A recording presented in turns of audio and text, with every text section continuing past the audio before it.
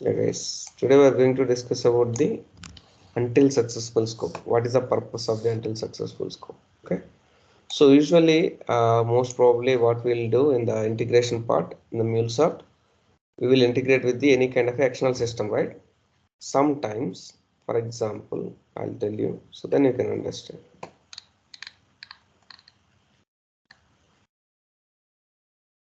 Kind of example, then you can understand. Like, so if you take this example, especially. So usually we'll hit any kind of a web service, right? So this is the external service we'll hit and we'll get the data. So by using HTTP request, we'll get and we'll get the data. So in that time, that server should be available. Okay, then only it will connect to that server and it will get the data from the server. If that server is not available, immediately it will throw the error. This is the default behavior of the MuleSoft. There is no doubt in that.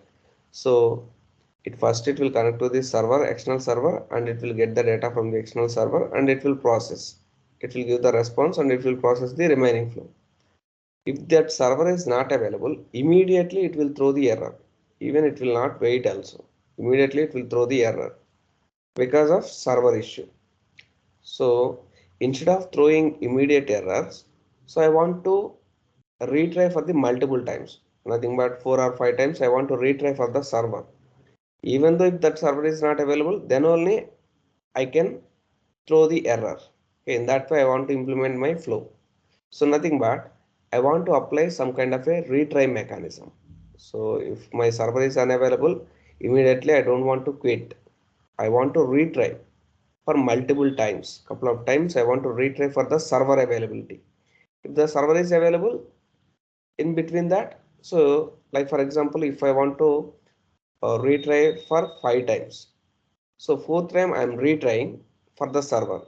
If the server is available for fourth time, so then immediately I'll get the success response and I'll continue my flow.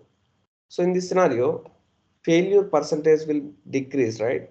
So if you are retrying for multiple time for the server, in between the time, if the server is come back, so you can get the data. So nothing but there is a less chances to failure your flow. So like in this scenario, we can apply the retry mechanism. But how you can apply the retry mechanism? By using the until successful scope. So for that, I'll take one example. So by using that example, we can easily understand how the until successful scope will work. So for that, especially I'll take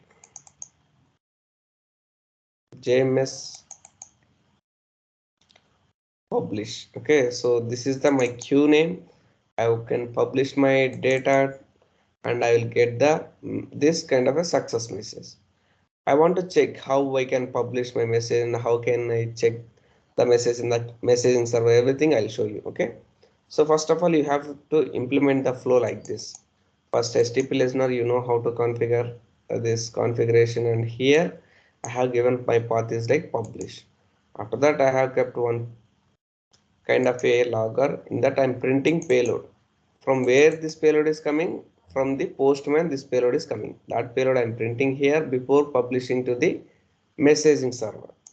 After that, by using JMS publish, I can publish my data to the sample1 queue. My destination type is queue and my destination queue name is sample q1. And here, if you see the JMS configuration, it is also very simple. So first you need to add all the Maven dependencies. So then it will down like it will add all the jars like Kava DB broker client. All these ActiveMQ jars will added into your workspace. After that, simply go to the username password section. Give your username password as a admin. So these are the default password for the ActiveMQ. And here you need to give the broker URL. From where you will get the broker URL? To get this broker URL, you need to start your server. How you can start your server? First, you need to download the ActiveMQ software. Okay, you have to download ActiveMQ software from the Google. Directly you can download. Okay, I have downloaded and I have placed in a software folder. Here you can see So ActiveMQ folder you will download as a zip file. So then you have to extract this file. Once you extract it, so the file will be look like this. So you have to open this folder and go to the bin folder. Here you have to choose the Windows 64-bit. So from here directly you can start your ActiveMQ server. How you can start? Double click on this batch file. This is the batch file, Windows batch file. You have to double click and you have to start your ActiveMQ server. Now you can see my ActiveMQ server is started. What happened? Some error is going on. Anyway.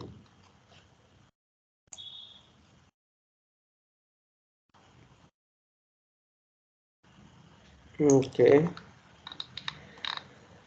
Let me restart. What will happen?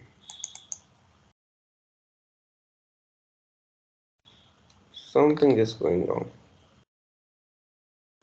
Let me try another folder. This one I will try. Bin 64 active.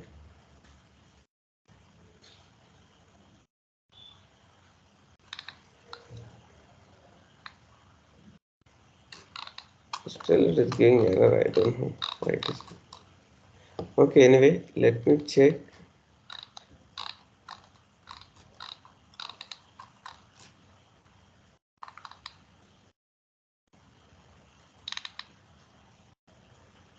Let me do one thing.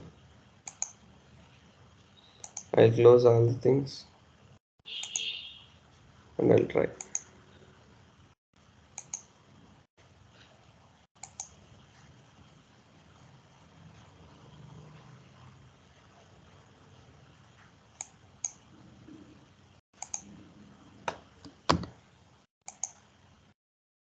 Otherwise, I need to restart. Enter this one. I need to restart.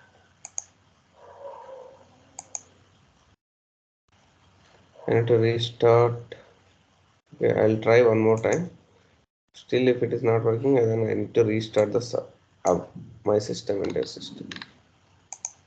Okay, go to MuleSoft and softwares. Open any folder. Windows 64 ActiveMQ batch files.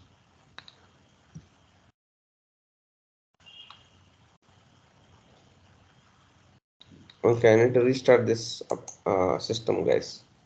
Okay, I'll restart and I'll come back for you. Just wait. Okay.